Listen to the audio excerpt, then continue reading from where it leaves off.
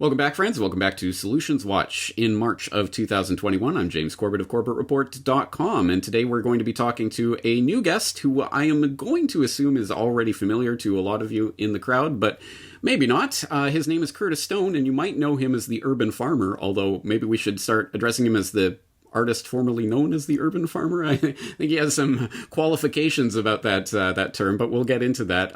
The best way to find him right now is fromthefield.tv, but he has presence in a lot of different places online. We'll talk about that today. Curtis Stone, thanks for joining us on the program today.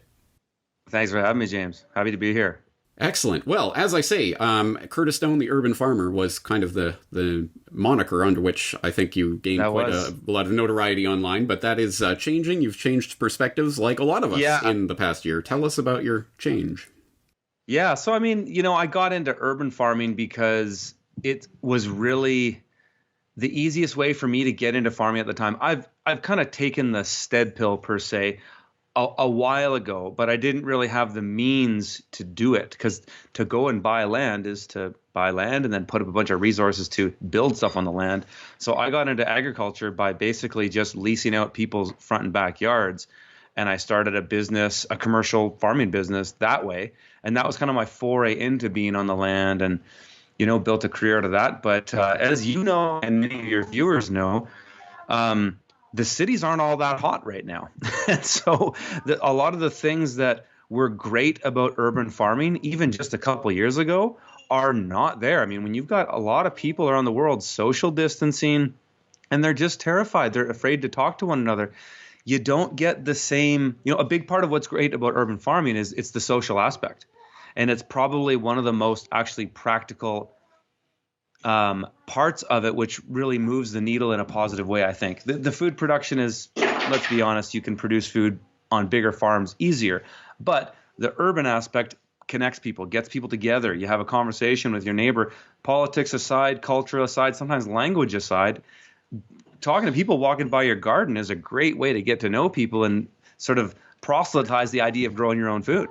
But the city right now it's scary. It's really scary. And it's not that it's scary. I'm not scared. But it's the people that walk by that just no longer want to engage. They're either wearing a mask, they want to just get to their destination really quick, or they're on their phones. So it's not so great. And if you're paying attention to what's going on, especially here in Canada, we're moving into a serious technocracy, and there are things happening in cities particularly that are going to make life more and more miserable. And so myself, my wife, and my two children, we want to be in the countryside and try to preserve as much as we can of our lifestyle. I think a lot of people are going to resonate with what you're saying, regardless of where they are right now physically, because we've seen over the course of the past year. I mean, just take the prime example, New York City. I mean, who wants to live in a place like that at this point? There's a lot of people who are leaving, and for obvious reasons. But the question is, where do you go and what do you start to do? And you mentioned the stead pill. I know what you mean by that, but I'm thinking there's probably a lot of people who don't. Let's talk about homesteading and what this concept is. Yeah, so I mean, the stead pill is really the idea, kind of like catching people, like what the red pill means. We all know what that means. We've all taken it if they're watching your show. But I think a lot of the truth community don't really. They look at problems. They've read books like Tragedy and Hope, or listen to your shows for years and have a criticisms of what's going on, but not necessarily a lot of solutions to, okay, well, what do you do? There's lots of solutions. You've covered them in this show for years.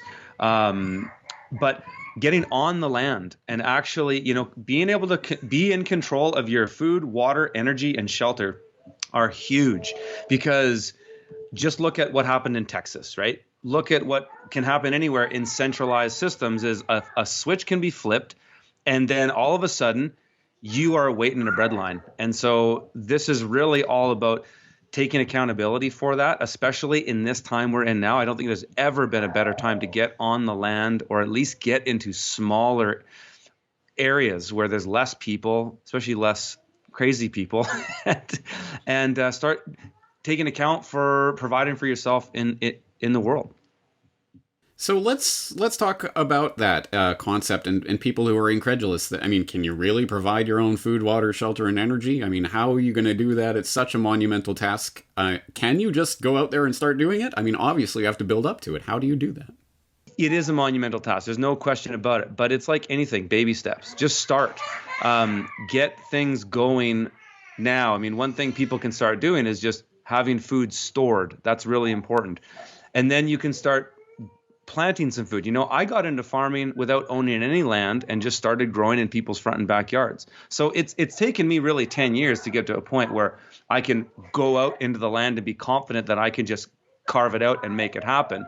But one way is just to really look at one particular problem. I mean, for me, I call them the four nexuses of human survival, the main four: food, water, energy, shelter. Okay, start with one. You know, which one food's probably, well, shelter is an easy one, but shelter in more or less being off grid and having heat. I've got a wood fire stove behind me here. It's kind of taking a pick at some of these and just doing something about it. So, I mean, one thing I started this year with some friends, just as sort of an experiment, is we started a cooperative farm. And I'm no longer commercially farming, but we basically went and leased a half an acre of land from a friend of mine's farm and just got it prepared, put greenhouses on it, and started growing food together. And the work was very little, because when we're all pitching in, you know, maybe we spent 4 hours a week total of labor between all 5 people at the time to take care of it. And it was easy. We just kind of, it happened. So the key is to just get something started and push forward.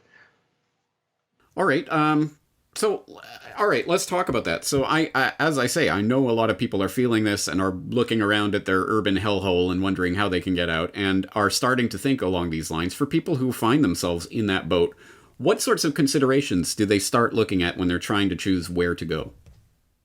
Well, that's a really good question. And I think everybody's context is different, but let's imagine from the position of somebody living in a big city like, you know, are you from Calgary originally, Edmonton, or Calgary? Don't say Edmonton. Okay, yeah. Anyway, somebody living in a big city like that, it's like just getting out of that city alone would do a lot for a sense of security with where we're going. I think going to a smaller community.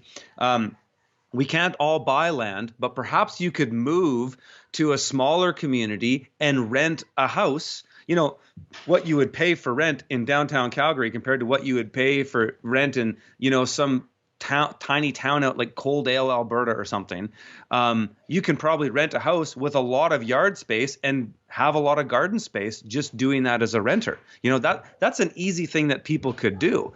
Because to go and buy land is a big step. But something like that, just getting out of the city, getting out of the way of the craziness that's going to be going on and is going on, and then taking control of your food in some way or another, getting some gardens going, really having a lot of seeds and having a lot of food, stored food, are two huge things. And then gardening is kind of the next step. But we can still buy things right now. And so let's take advantage of the time that we have. Things are available. We're not in absolute food crisis yet.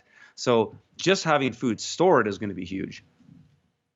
So here's my take, and you correct me if you think I'm wrong here, but I think you brought it up earlier. The sort of the community social aspect to urban farming is an essential part of this, because you are connecting with other people and proselytizing and or sharing ideas and or meeting like-minded people. That is an aspect of what people are thirsting for right now, as they're being locked down and locked away from each other, and you can't talk to other human beings. Yeah, we are thirsting for that kind of social interaction.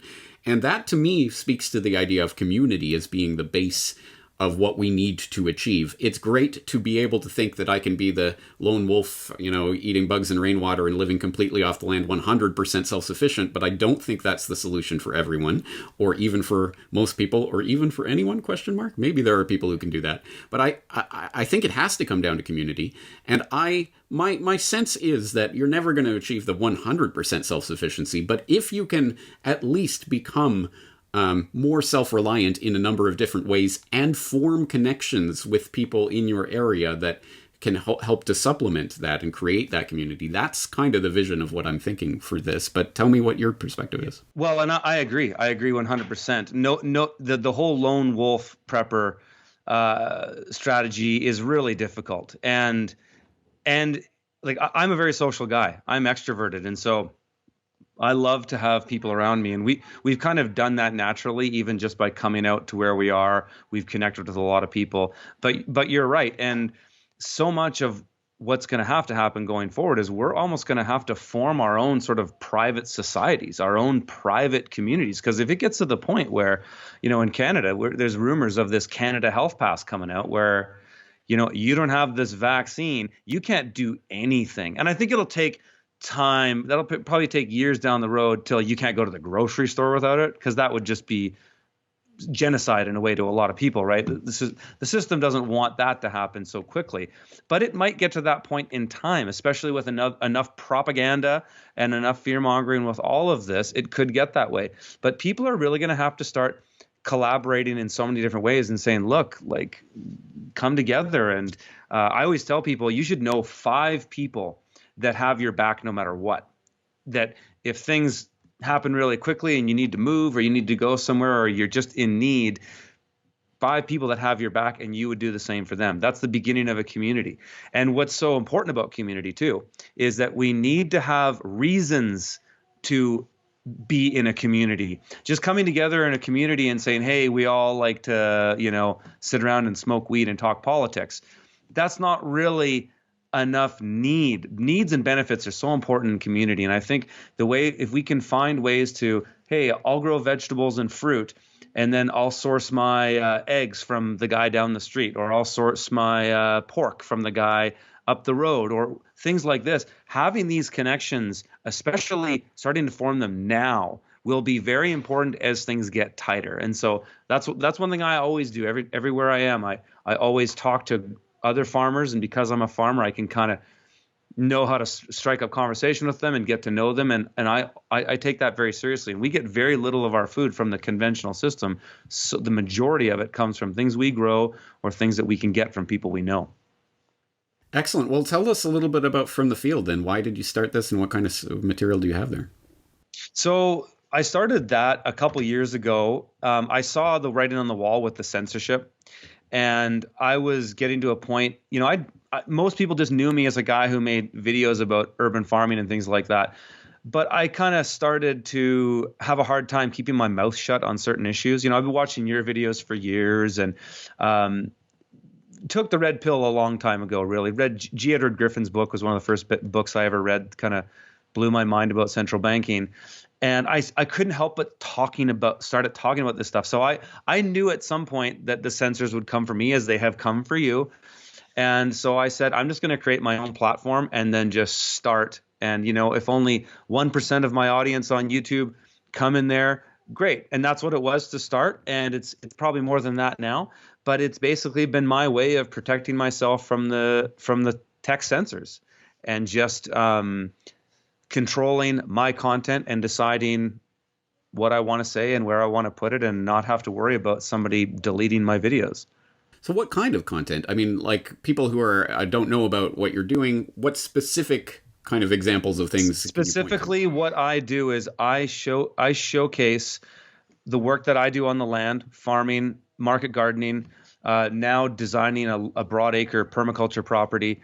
And then I've traveled around the world interviewing other great farmers and homesteaders and off-gridders and preppers, and I put all that content into this site. So what's different about this than a place like YouTube is it's difficult to make a career as a content creator if you are making long-form content. I'm sure you could probably relate with me on this, is because if things aren't clickbaity, YouTube isn't really going to pay you much money. So I have found that it's important to just go to the niche, the small amount of people that want quality. And so we do high quality, long form, super detailed content that isn't about clicks and nice thumbnails and whatever. It's just about conveying a specific idea on a certain type of land, like looking at something like aquaculture, really delving into that with an expert. And so I travel to them and document all these great growers.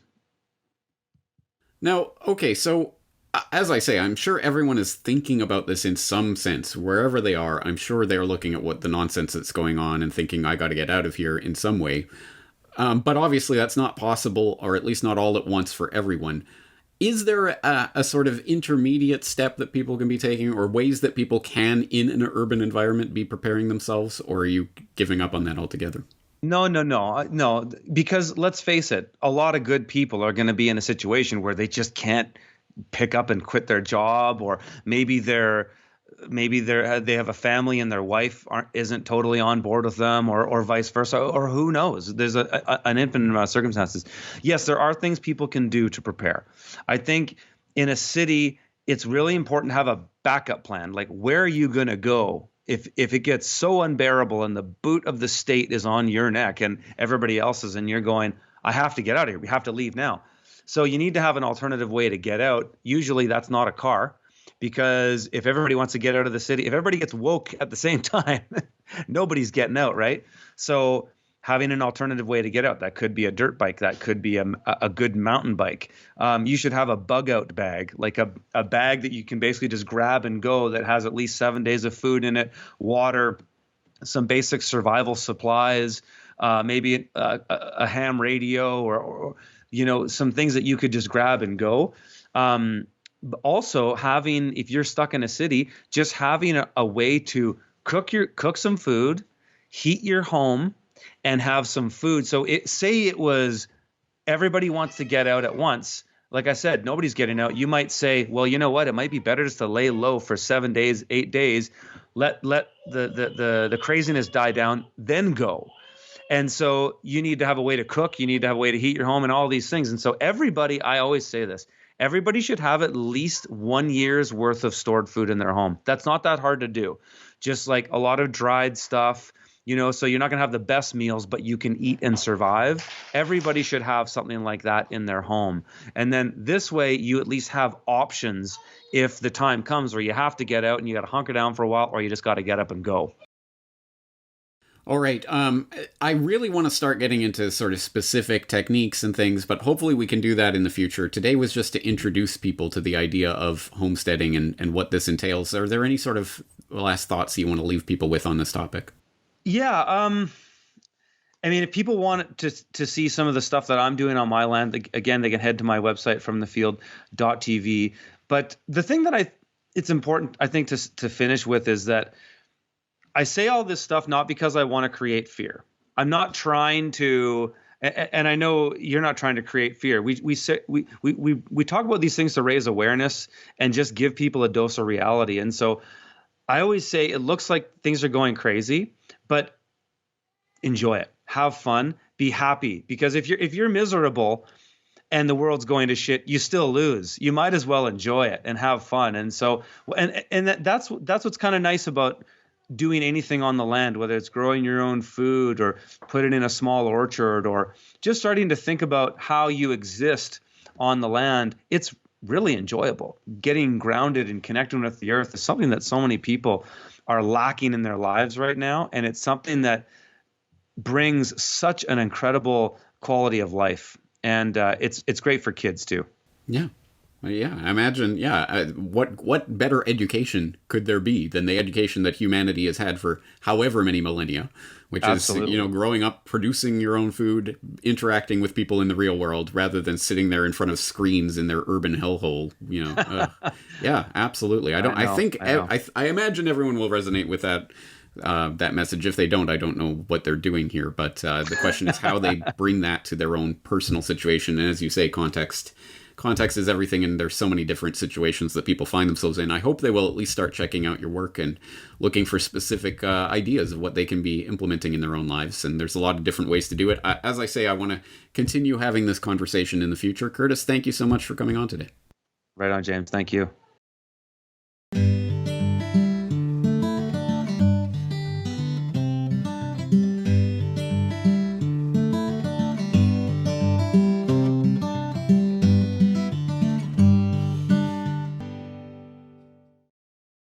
Welcome back, friends. Welcome back to another edition of Solutions Watch. I am your host, James Corbett of CorbettReport.com.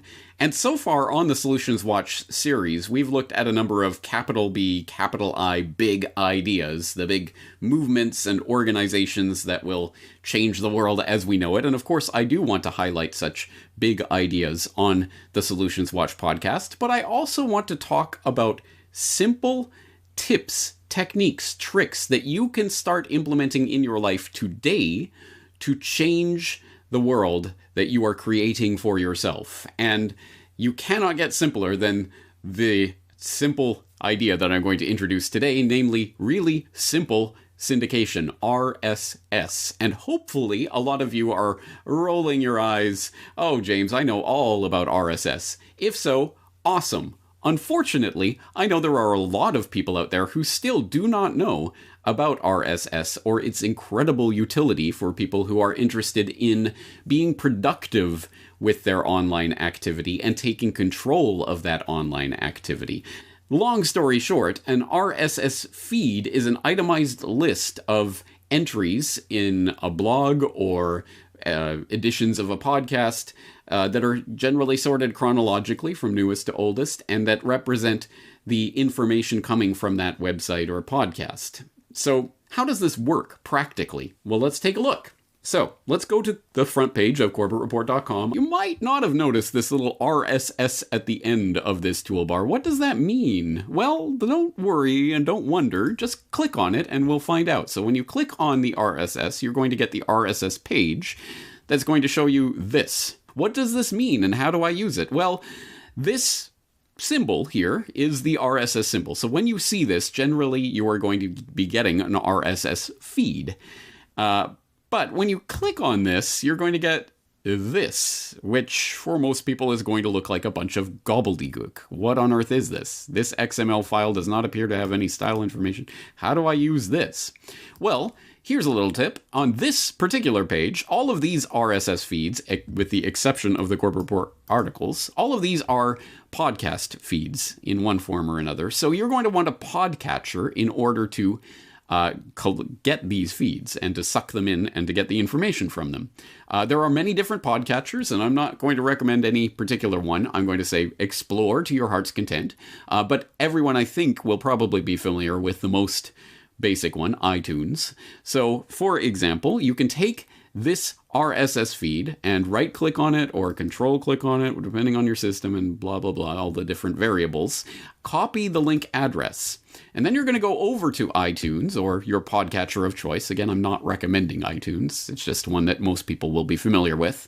And there will be some variation of the file menu where you can get subscribe to podcast. Again, that will depend on a million different variables of your system and your operating system, etc. But something like this, file, subscribe to podcast, and then it's going to come up with a window where you can put in whatever you like. So why don't you paste that feed that you copied earlier and just press OK, and then voila, lo and behold, the Corbett Report podcast and all 394 episodes are here for your listening pleasure. Again, I hope people are familiar at least with these basics, but I know a lot of people aren't and maybe don't know how to look for an RSS feed or what to do with it once they find it. This is what you do. And using that, you can suddenly open up the access to all of these various podcasts, including, I should note, the Solutions Watch podcast feed, which I have yet to submit to any Stitcher or iTunes or any sort of podcatcher or podcast listing, I should say. But of course,